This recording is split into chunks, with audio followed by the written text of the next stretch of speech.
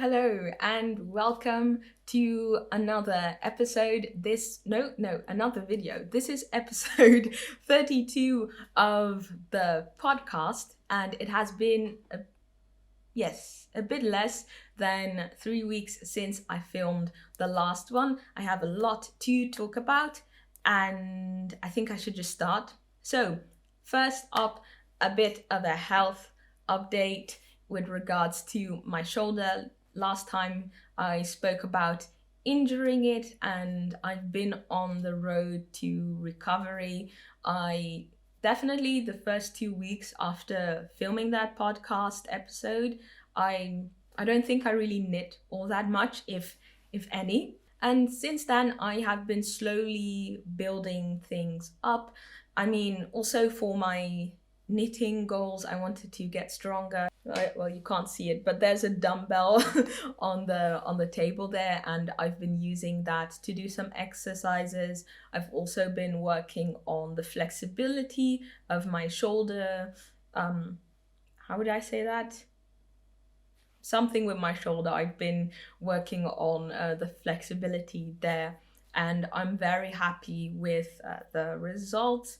I am trying to more and more exercise, so I'm happy about that. I went swimming also, which is really nice on, it's not very, how would I say, it's not very harsh on your body. Definitely prefer it over running. In any case, that's also one thing I wanted to say. With regards to knitting, I have switched from English throwing to continental just to get less motion in my hands, because that seems to also be helping with my shoulder. So I have been experiencing some tension issues. There's a bit more discrepancy between my knit stitches and purl stitches, so I'm now constantly trying to adjust my tensioning to get those two a bit more leveled. So that's that. I think we can move on to the knitwear. First announcement is that I finished the midwinter men's sweater. Yes. And I was so excited to talk about it today, to show the final result. And then I realized that my boyfriend's not at home and he's wearing it, which is good. He's actually wearing it out and about, but now I can't show it. But I do have pictures, so I'll put these here.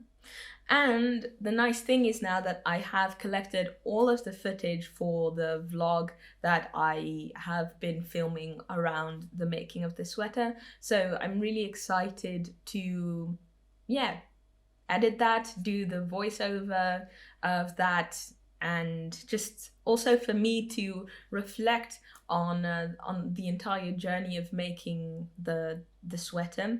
I believe I started mid-January and I finished last week, April, like 13th of April. So it's been February, March, and April. So it's been about 3 months of not continuous knitting, but definitely many hours went into it. And it was definitely also just a mental challenge, I think. This was also the first garment that I ever made for someone. Luckily, I had this person next to me, and because I had some authority to just be like, can you stop? And just make him wear the sweater, which was hugely helpful to me. And another part of this was, not only was it that I was knitting for someone else, but I was knitting something for someone who has a body that is wildly different from mine. I was constantly just doubting myself in terms of the torso, the length, because I'm really short, and so usually I have to shorten the body, and so I wasn't used to having to add several upon several centimeters to the torso as well as the arms. And yeah, it was definitely both also physically and mentally and to an extent emotionally, it was a huge challenge.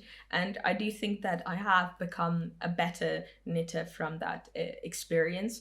I will also say that it really surprised me, the fact that the clothes that he's been wearing, the sweaters that he's just bought from, just your general retail seller, just from like your general clothes stores, that they're so ill fitted for his body type. And I had no idea whatsoever, and it was very heartwarming to see how happy he was with the fact that he finally has a sweater that makes him feel comfortable and confident. Like he doesn't have like there's no more that he has to raise his arm and his underwear, like, or his belly is showing, or sit down and constantly having to pull down the sweater. And so that was also another aspect about knitting that I've come to love, just seeing someone really enjoy and value something that I've made and spent a lot of hours putting my time, effort, and love into, seeing how that can really improve someone's life. And that made me very happy. And that's why I think that this just adds an extra motivation to me to start writing patterns, to understand garment construction better, and and become just a better maker.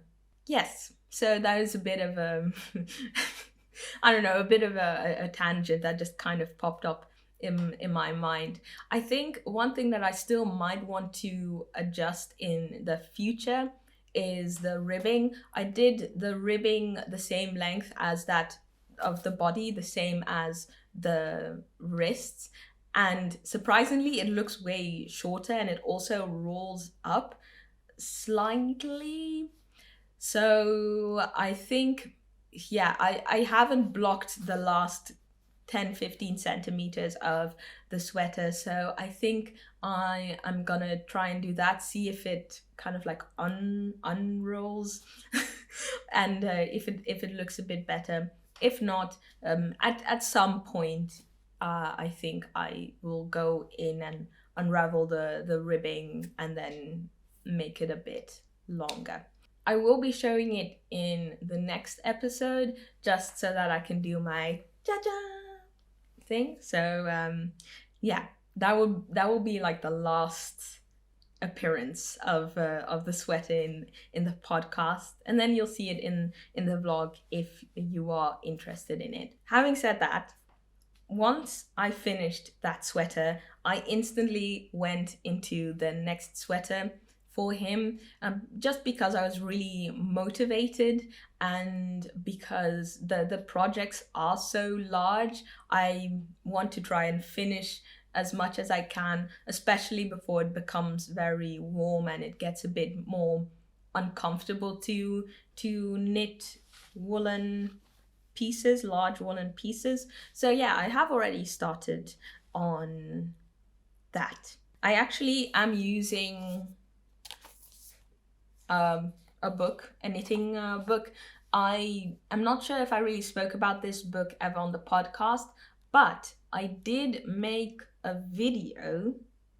Yes, I did make a video about Japanese knitting books that I really wanted to have, and this was one of them, and now I have it. So this is the Men's Nitto Simple to Basic. So MLLL size de ameru. So yeah, men's knitwear simple and basic, and which is surprisingly surprising for Japanese patterns. There are more sizes: M, L, and XL.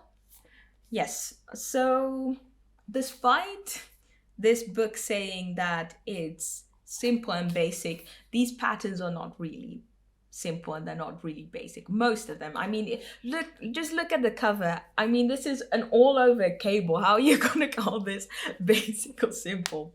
In any case, I can give you a bit of overview. Actually, here, this is a nice overview of all the pieces that are in this book. A nice selection of sweaters. Actually, there's no basic sweater in here. There's not a single basic stockinette sweater. But yeah, so there's lots of cables, there's textured pieces, there's color work, you have some accessories like 2 hats and a snood, and then a shawl. You have some vests here and there. So just a very nice selection of pieces. This was actually really great because I was able to just go through all these patterns in this book and show them to my boyfriend, just to kind of see also what his tastes are. And I found that he doesn't really like a lot of heavy cables, and color work is appreciated. Also, the simple things are nice too. So that's also nice that I have this reference book to kind of remind me of the types of things that he likes. In terms of construction, this book is very varied. You have, for instance, a raglan here. The color work one that I just showed, I think, how would you call this? I guess a set-in sleeve, right? Yeah, it's a set-in sleeve. Yeah, circular yoke sweater. But the one that we landed on, wait, maybe I should show you the yarn. The yarn had to be acquired because I don't really have a lot of sweater quantities of yarn that will, yeah, that is suitable for him. So I went and looked for some yarn that I could buy in bulk, because usually in bulk it's a bit cheaper. So I wanted an affordable yarn, a yarn that was of good quality, not scratchy. And what else did I want it to be? Yeah, I think I just, affordable, but I already said that. So I ended up with this yarn right here. I bought a kilogram, and as you can see, quite a bit of the yarn has been used up already.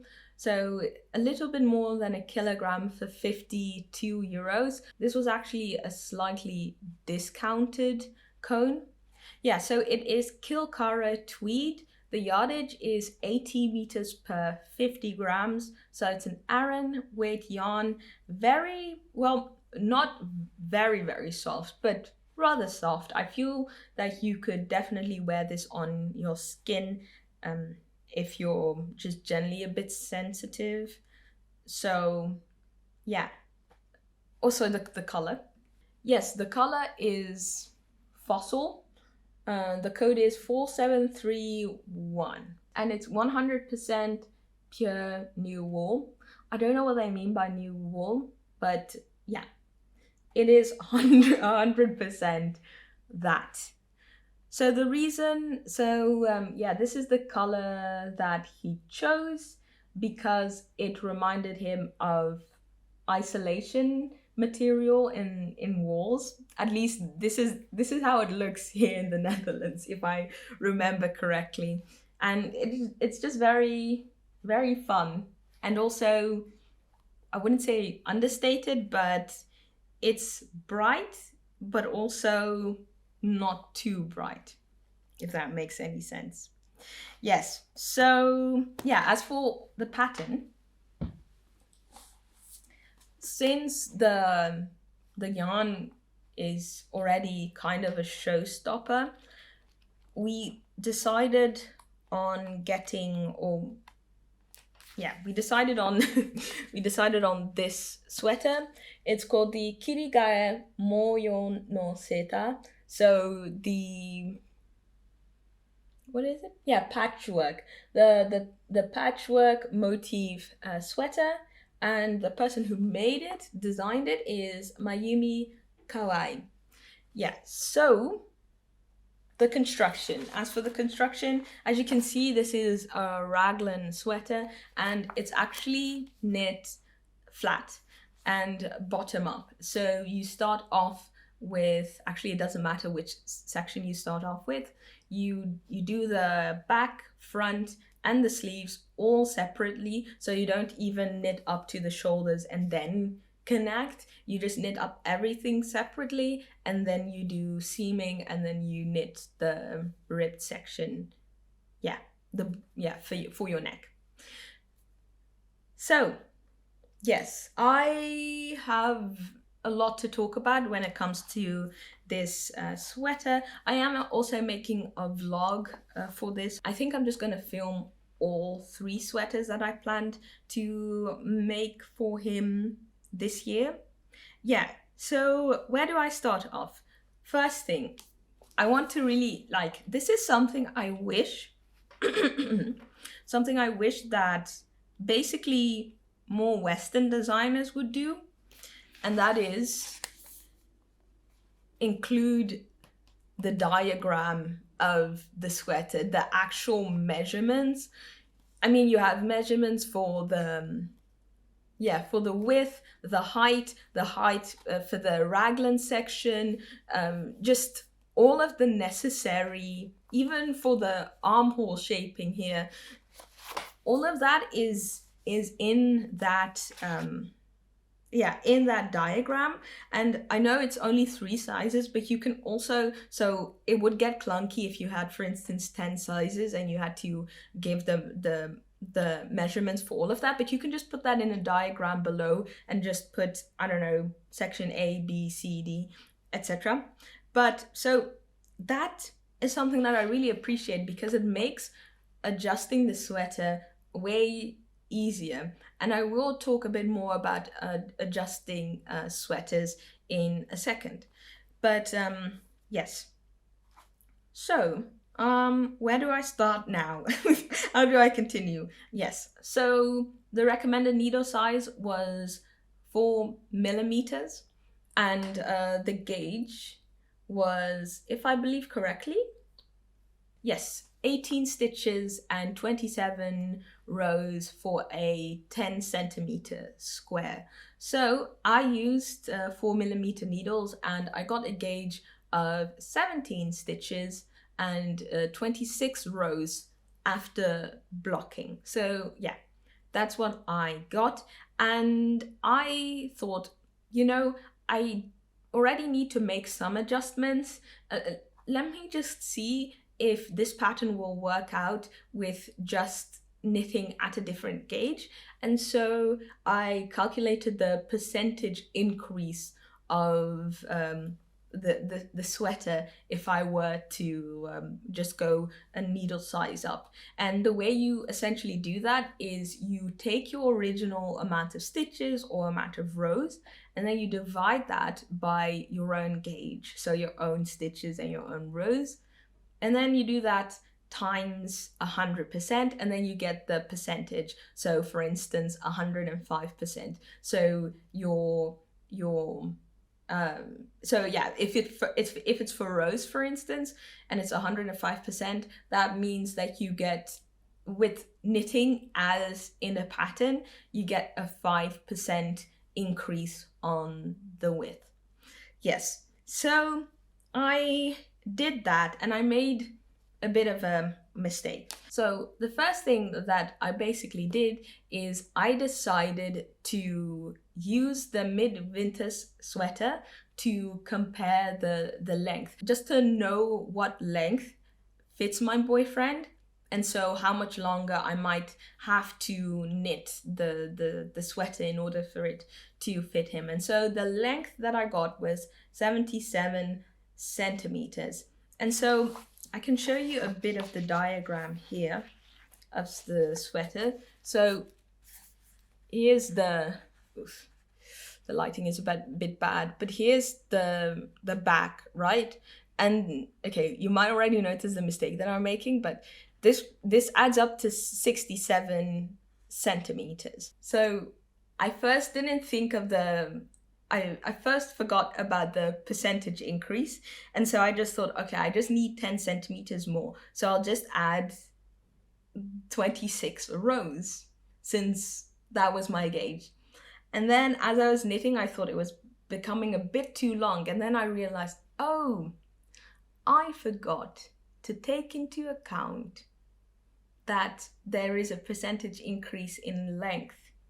And so I did that for, I think, only the bottom section, only the body here, and not the raglan. And so I came to the conclusion that I only needed to add 22 rows instead of 26. And then I was like, oh wait, I also have to take into account that this section also increases. So instead of 22 rows, I added 20 rows.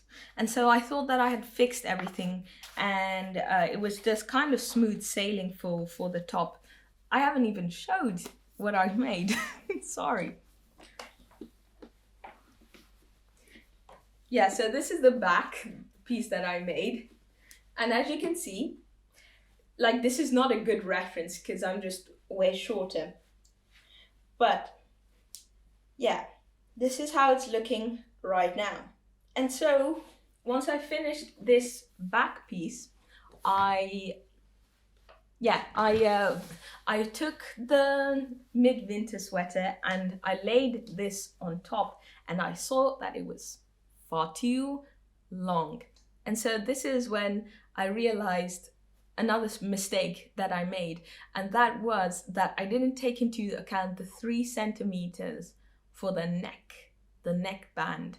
So it was already 3 centimeters too long, and then there was still about 6 or 7 centimeters of length unexplained why that was too long. And I think that might be because of my gauge. As I mentioned previously, I have switched from knitting English style to continental, and I don't know if you can see it all that well here. Maybe the reverse stockinette is a bit clearer. You can see a bit of the inconsistencies, right? Sometimes you can see that the knit stitches are a bit looser. Yeah, but I knew that this was the case, and that's why also I was fine with starting over. I didn't really mind, but I did do a gauge swatch midway. So I think when I had done this first section here, I did do a gauge swatch, and then I did a gauge swatch here. And obviously this is not post block, but I thought about for some reason I'm because I'm trying to improve my practices, right? I did also measure the pre-block gauge, which was 26 stitches per 25 rows. So I thought, oh, I'm doing good. Like, I thought that but for some reason it's 7 centimeters too long. Yes. Well, 10 centimeters taking into account the neckband. And I guess this is kind of like the downside to knitting something in pieces and also from the bottom up. It's kind of hard to, well, definitely just knitting flat, right? You can't put it on someone. The only way I can put this on him is if I knit everything else. So yeah, I do have a solution to this problem. So I think actually this sweater could be fine without any adjustments. And so since the only adjustment that I made was adding length to the body. It's not really a huge issue. I'm actually happy that I knit longer than shorter, because if it was shorter, I would have to take this section out and then start knitting this pattern the other way, in the opposite direction. And the problem with that, with a pattern like this, is that the stitches shift half a stitch, if that makes any sense. If you're picking it up here, I'm sorry, I'm not explaining this all that well, but okay, so yeah, maybe I can show it like this. So here you see, right? This is just the stitches that you're making, right? But if I were to cut this off and then knit in the opposite direction, whoa, what is this? It's half a stitch. And so the pattern shifts half a stitch, and that's going to be so noticeable in something like this. So I'm very happy that I actually knit it longer. And so my game plan at this moment actually is to block this piece after this podcast, after I'm finished with recording this podcast, measure up the gauge, measure everything, and then on the basis of that, I will knit the front shorter. And so what I will do is I'll actually do a provisional cast on and then knit all the way to my desired length.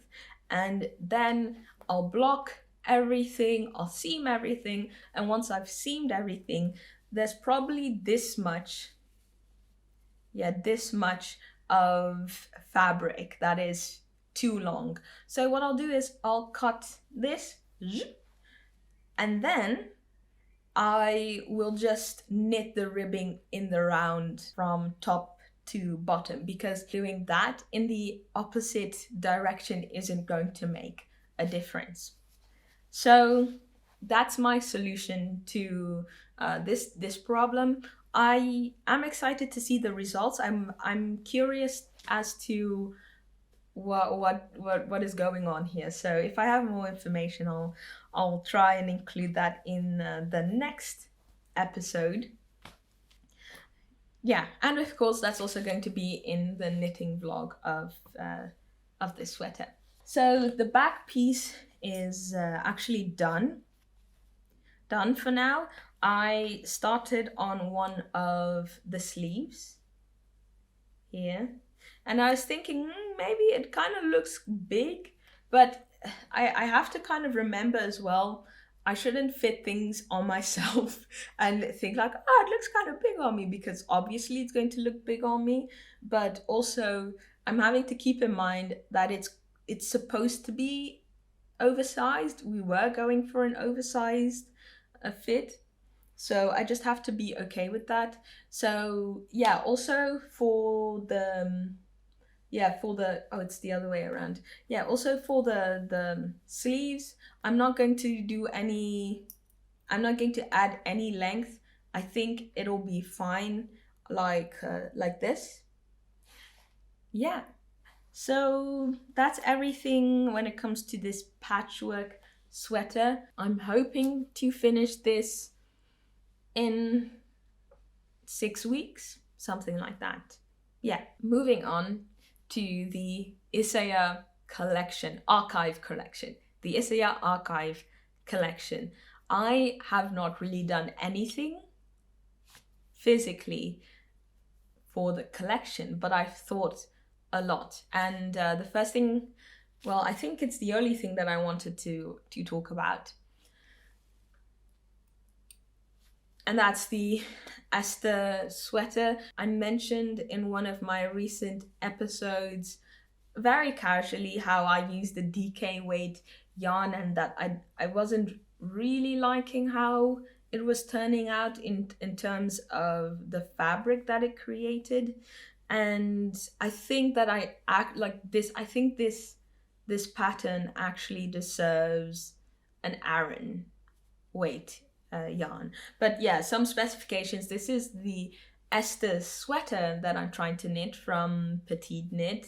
this is kind of the variation of the Esther jacket. That's actually the pattern that was part of the isager collection, but I had some yarn issues, so I ended up just going for the sweater. I think I'm just only going to knit the sweater.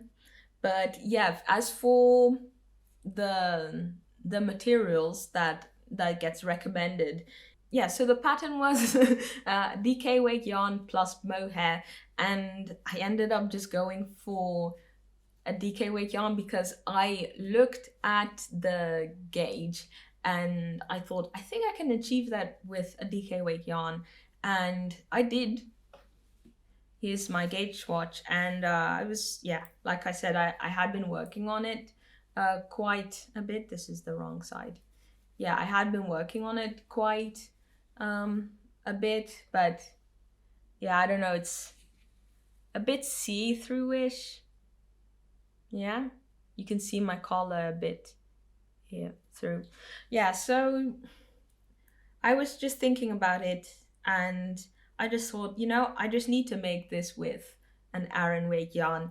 And luckily enough, aside from my copious amount of drops in Nepal that I'm trying to work my way through, I also have quite a lot of some chocolate brown drops Alaska, which I'm pretty sure is an Aran weight yarn. So I'm just gonna do it with that, and I'm just going to unravel this.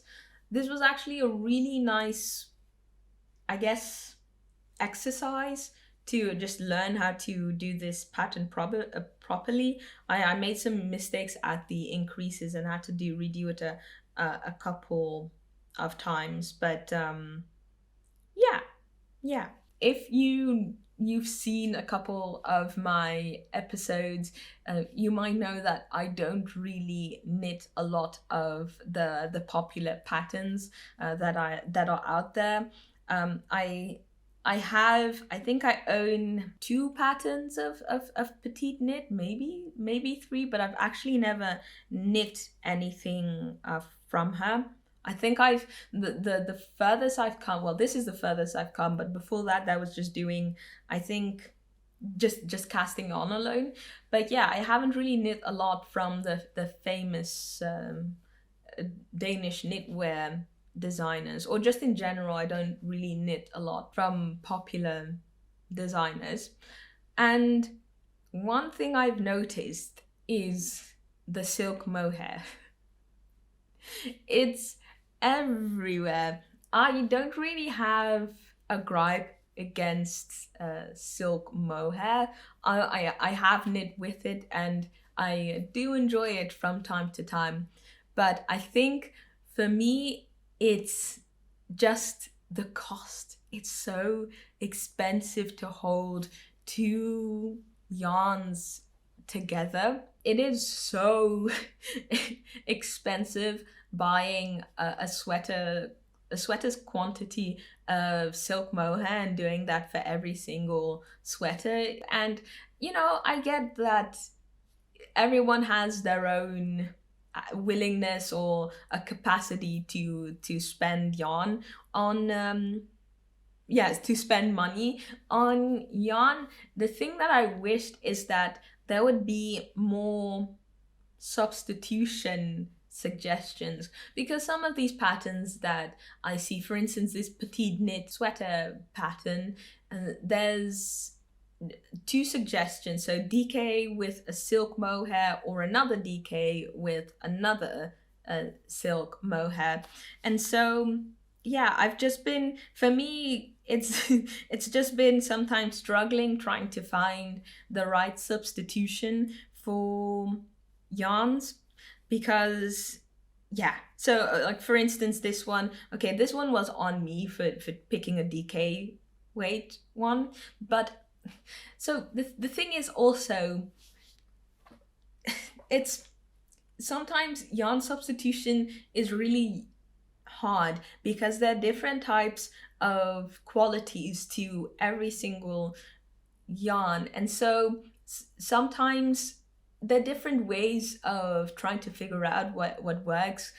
For instance, the way I actually came up with using this was just kind of looking at the gauge and just thinking that I could achieve the gauge with this this yarn, and I did, but it's just so see-through. So, and yeah, I'm just not happy with the fabric that has come out of it. And so that's kind of like left me with either trying to figure out on my own, trying different things out at home to see how that works, or just wait for people to kind of like figure it out and then look on Ravelry and see what they have done. And sometimes you have these test knits that are sponsored by one specific yarn brand, and so you basically get the same yarn used over different sizes, but still the same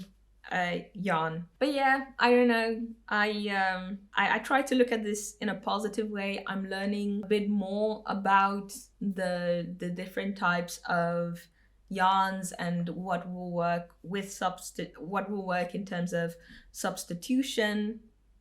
So yeah, I guess that's a plus point. Yeah, what else did I want to talk about?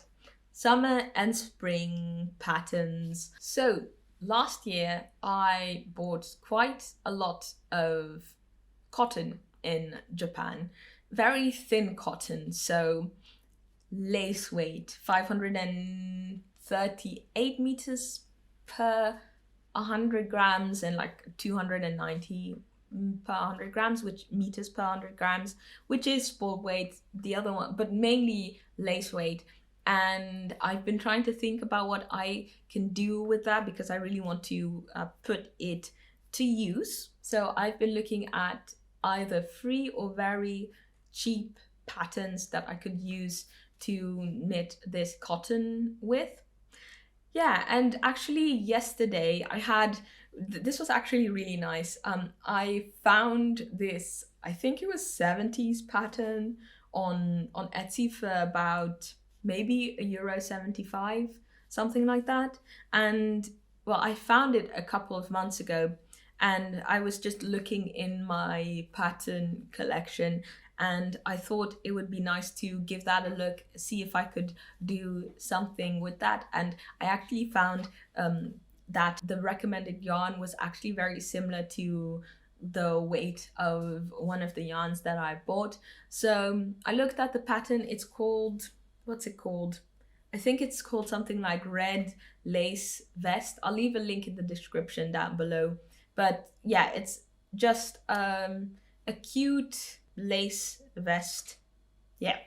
And it's red. Well, the sample is red. I don't know which color I'm going to do it in. Maybe orange. But yeah, I looked at that pattern and it was pretty interesting because of the sizing. Because they did an interesting thing with grading here. So basically what they did was they gave 4 sizes, I think, I don't know, S, M, L, XL.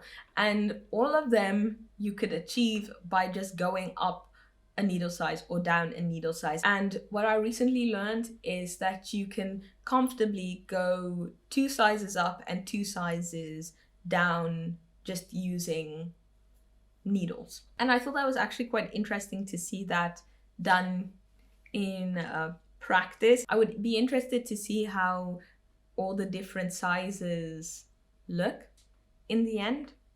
But yeah, so what I did with that, the pattern was a bit old. Well, I mean, it was a vintage pattern, 70s, so 50 years at least. So what I did is I just typed it over, and that was really nice for me to understand the way it was constructed. But yeah, I don't know, I have all of my summer yarns underneath my bed, so I think I'm gonna take those out today and kind of inventorize. Yeah.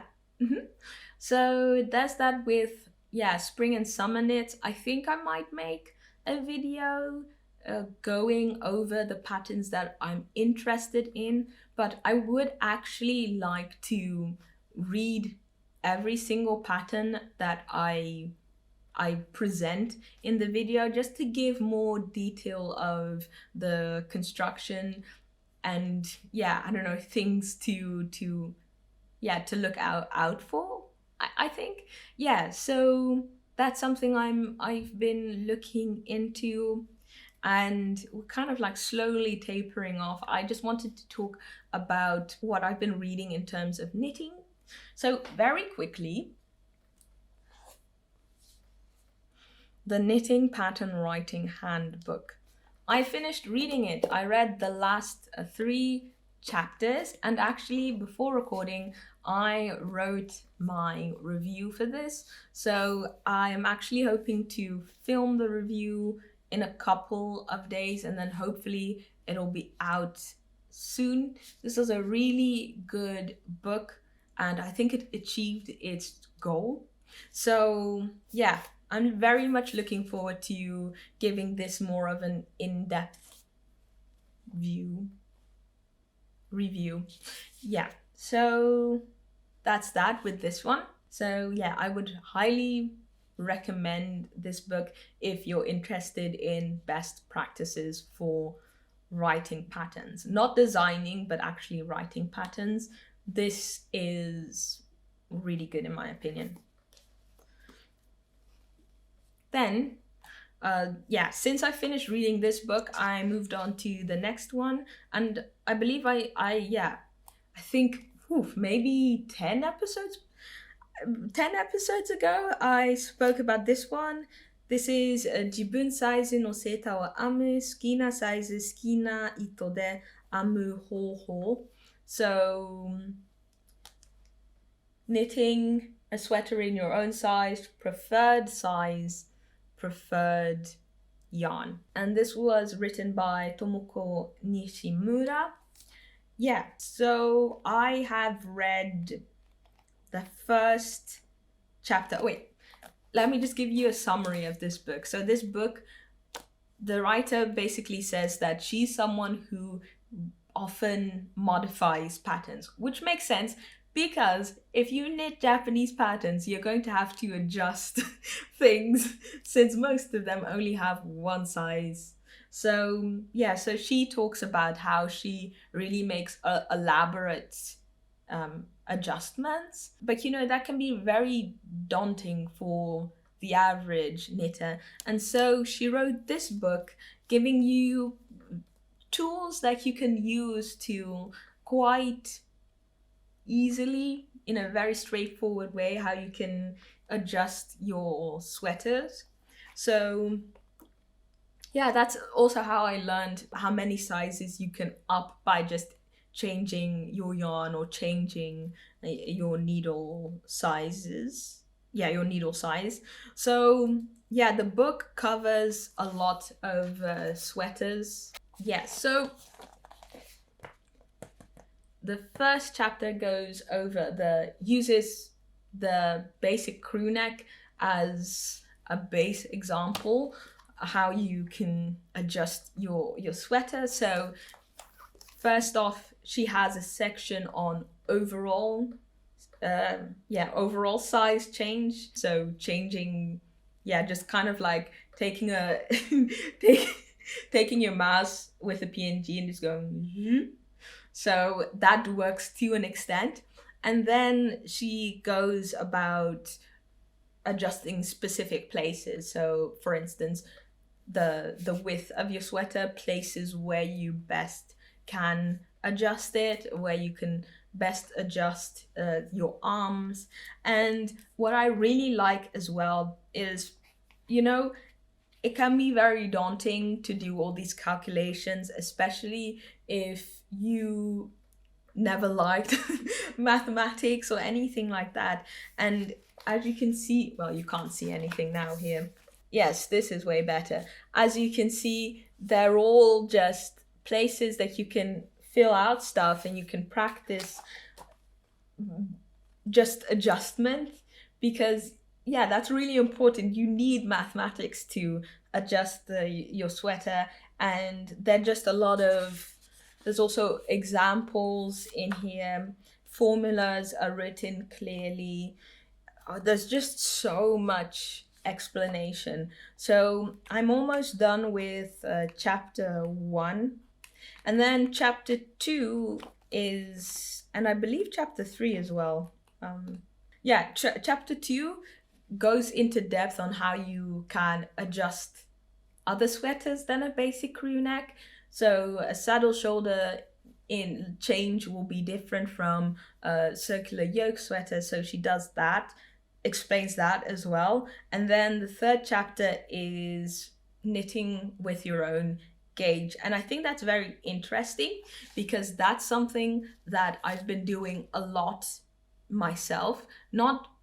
So knitting at my own gauge, for instance, that easy cable vest, that easy cable vest that I knit, that vintage vest. That I was just short-circuited just for a second.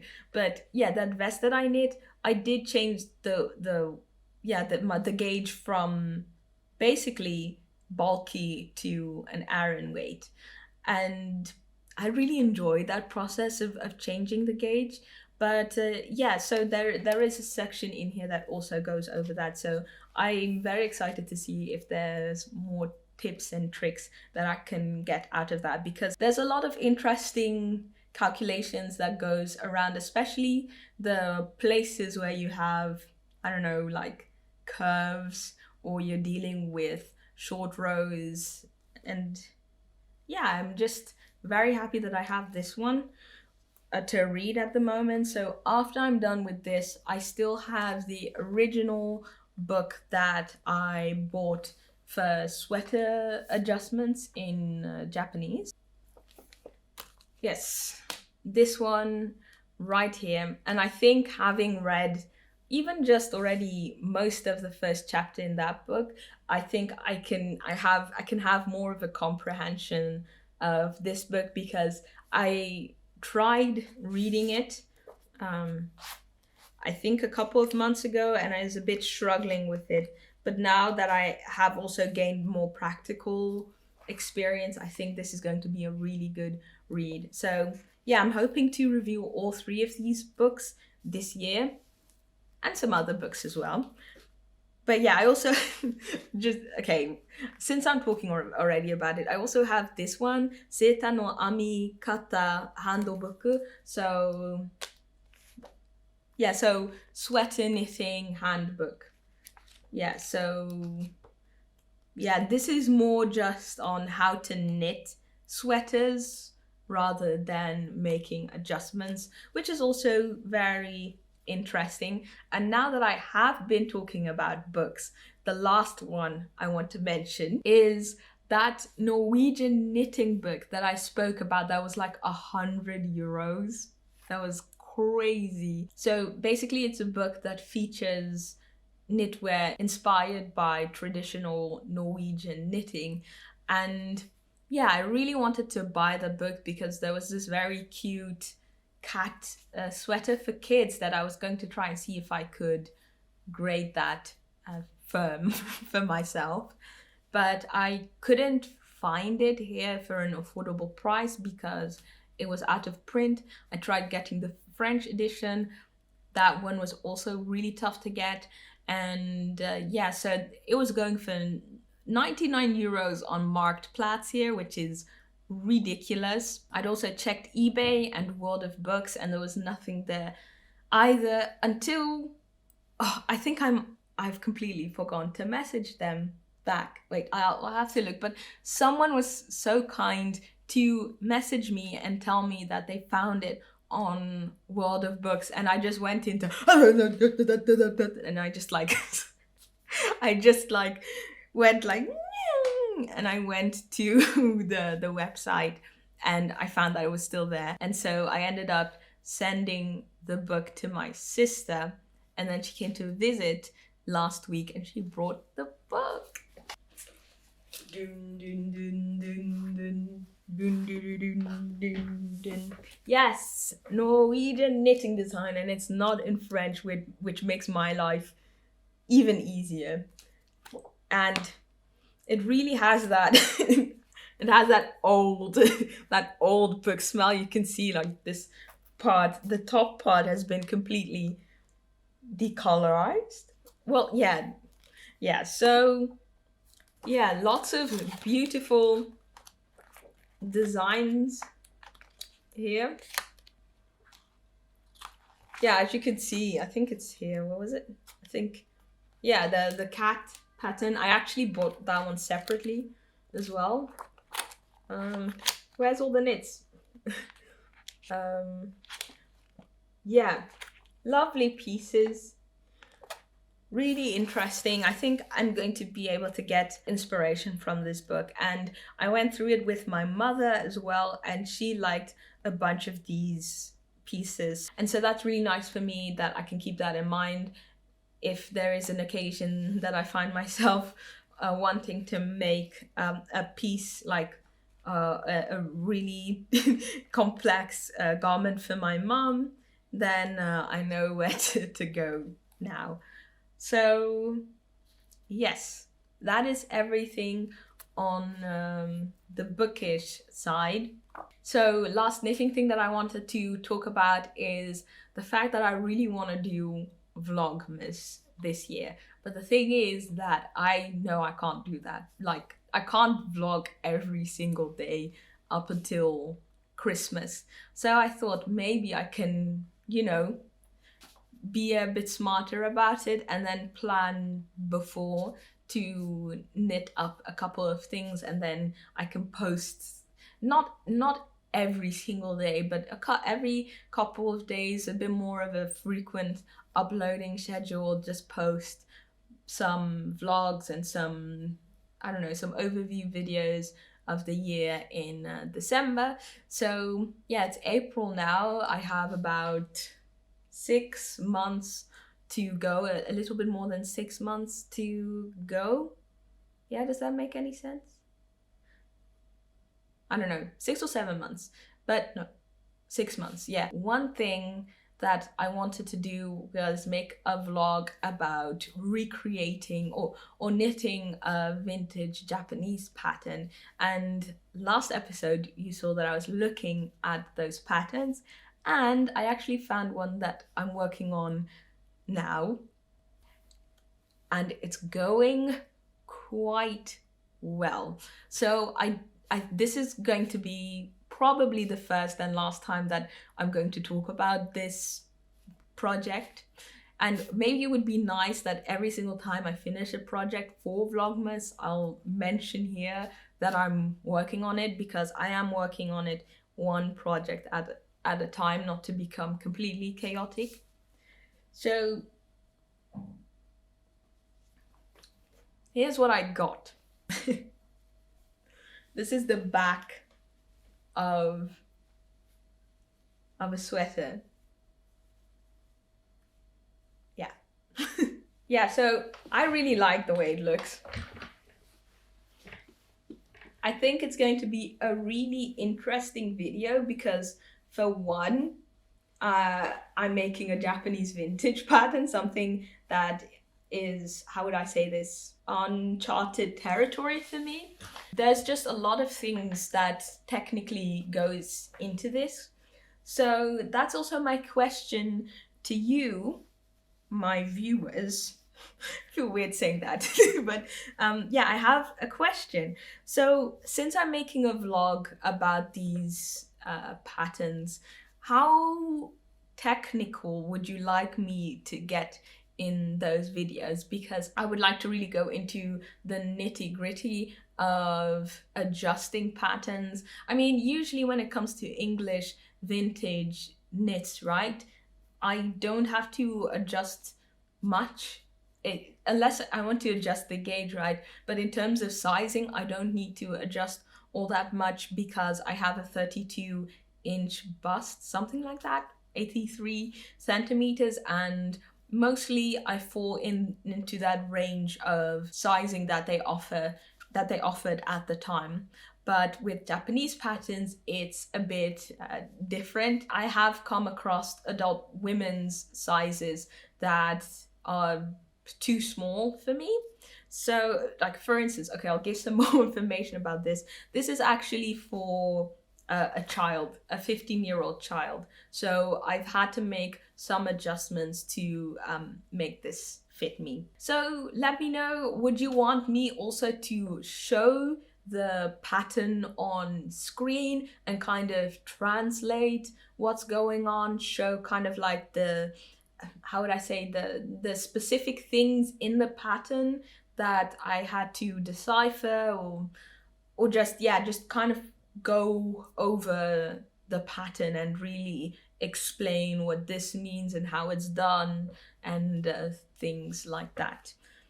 I would be very much willing to do that. I think that's wildly interesting.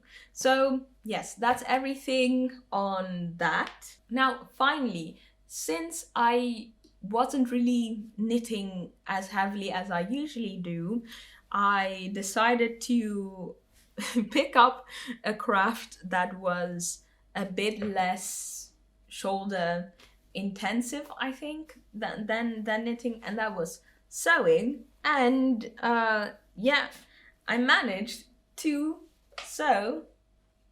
Ta-da! I managed to sew a pair of pajama shorts, and what's neat, it has pockets as well. So yeah, this is not really like a sewing podcast. I guess this could be like a handcraft thing podcast, but yeah, I am not an experienced sewist. So basically what happened was that my mother several years ago bought a sewing machine so that my aunt could sew the curtains that we were going to use in our home.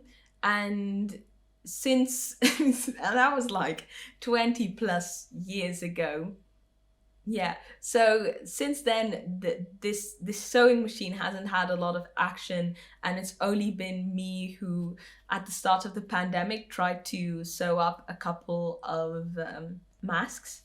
And yeah, you know, I've always kind of like been playing with the idea of sewing, and I thought, you know, this is actually a good moment to do so.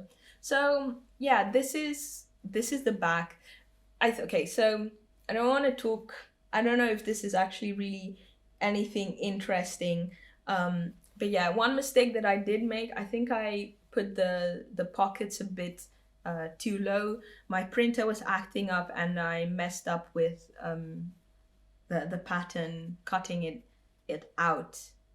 Yeah, so I also forgot to add notches to line pieces up, so I think I misaligned the pockets, but it's fine because it's just a pair of pajama pants. Yeah, so this is a free pattern. This is actually the front, yeah. This is a free pattern by, I believe, Rosary Apparel, this YouTuber. Well, it's free in that you have to give your email address, and then in exchange you get the pattern. So it's pretty, it was, you know, I read the comments, and I think the first comment said something like, everything went wrong in this project. So I did try and put all my brain power into it, and I think it came out really nice. I think one thing I'm definitely going to do in the future when I'm going to knit a bit more is, I think what I would like to do is just knit up a ton of mock-ups. Yeah, so mock-ups are basically just, you just use it to see how the fit is, and then once you're satisfied with the fit, then you actually cut into your precious fabric. This was some African fabric that I bought years ago, and I'm very happy with the results. So that's what I'm going to do. I'm gonna go to the Goodwill. Is that how you say that? The secondhand store? Yeah, the secondhand store. And I'm just going to buy up a couple of cotton bed sheets and then use those to practice. Actually, when I was in Japan, I did pick up 2 sewing books, so I'll show you. a 3, sorry. Yes.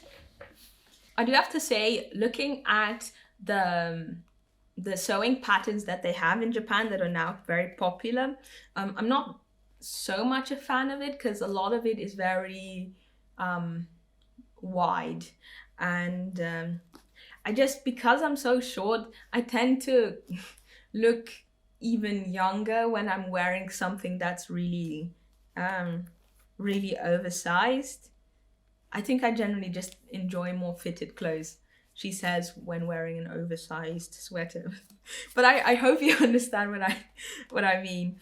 But yeah, I bought this book, Amai Fuku, Sweet Clothes. This is by Asuka Hamada. Yeah, so the reason why I actually got this was because I was really interested in this one particular, well, yeah, this one particular shirt. 2 of them actually. Yeah, I thought they were really, yes, thank you. Yes, I thought they were really cute. And then I got the book and then I started looking at what it took to sew it, and I was like, I don't understand. And so I'm actually quite happy now that I'm starting to slowly learn stuff. So this is definitely not something I'm going to be sewing up anytime soon. Yeah, this also comes with physical patterns. I also have some of the paper that you can trace, so that I don't cut into it. And then finally, I have 2 men's sewing books. So this is Casual Men's Clothing. Again, here the physical patterns. They have some cool stuff, some shirts.